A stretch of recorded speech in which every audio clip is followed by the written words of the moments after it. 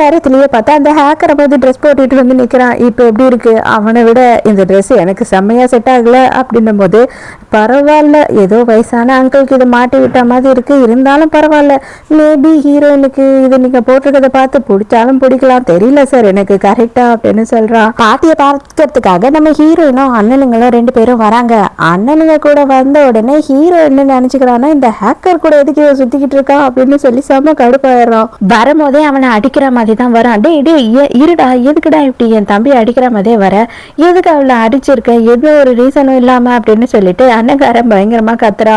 அதெல்லாம் உங்ககிட்ட நான் சொல்ல வேண்டிய அவசியம் எனக்கு இல்லை அப்படின்னு சொல்லிட்டு அப்படியே அலேக்கா அங்க இருந்து ஹீரோயினை மட்டும் தூக்கிட்டு எஸ்கேப் ஆகி போயிடுறான். தனியா கூட்டிட்டு போயிட்டு ஹீரோயினை கிஸ் பண்ணிட்டு இருக்கான். ஹீரோயினுக்கு செம கடுப்பாயிடுது. பைத்தியம் என்னடா பண்ணிட்டு இருக்க அப்படின்னும் போது, ஐயோ என்னை மன்னிச்சிரு, நான் வந்துட்டு உன்னை அவன் கூட பார்த்ததுல எனக்கு செம கடுப்பாயிடுச்சு, எனக்கு கோவம் வந்துடுச்சு, அதனாலதான் நான் வந்துட்டு கண்ணபின்னான்னு இந்த மாதிரிலாம் நடந்துக்கிட்டேன், இனிமே அப்படி நடந்துக்க மாட்டேன், நீ எதுக்காக அவன் கூடயே சுத்திக்கிட்டு இருக்க, எனக்கு பயங்கரமா பொறாமையா இருக்கு, எனக்கு ஆத்திரமா வருது, அவன் மூஞ்சி முகரெல்லாம் பேக்கணும் போல இருக்கு அப்படின்னு சொல்லும் போதுதான் இப்பதான் ஹீரோனுக்கு புரியுது, ஓ அவன் வந்து என்னோட லவ்வர்னு நினைச்சுக்கிட்டானோ அப்படின்னு. இப்ப நான் உனக்கு பிடிச்ச மாதிரி இருக்கேனா, இப்படி இருக்கிறது தானே உனக்கு பிடிக்கும், அதனாலதான் நான் வந்துட்டு என்ன மொத்தமா மாத்திக்கிட்டேன் அப்படின்னு சொல்லும் போது ஹீரோயின் அட பாவி, அவனை மாதிரி அதுக்காக தான் நீ மாறி நிக்கிறியா அப்படின்னு சொல்லி கேக்குறா. ஹீரோயின் என்ன பண்றா அப்படின்னு பார்த்தா ஹீரோவை கிஸ் பண்றா. உடனே ஹீரோ கேக்குறான், அப்பனா இது லவ் தான் இல்லையா, நீ ஒத்துக்கிட்டதானே என்னோட லவ்வுக்கு அப்படின்னு சொல்லி கேக்குறான்.